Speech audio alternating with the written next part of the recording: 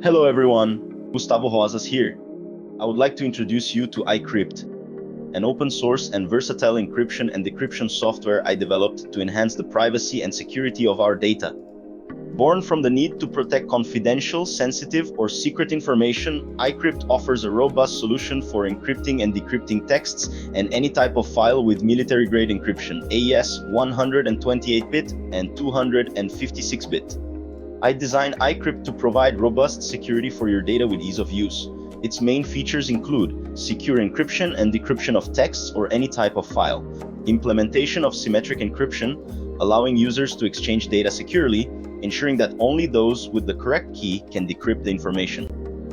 Support for multiple layers of encryption in a single file, allowing users to apply several layers of security. To decrypt, simply use the symmetric keys in the correct reverse order. With iCrypt, you can have full control over your data privacy, ensuring that your sensitive information remains protected at all times. If you encrypt a text, use the button to copy the encrypted content and share it securely.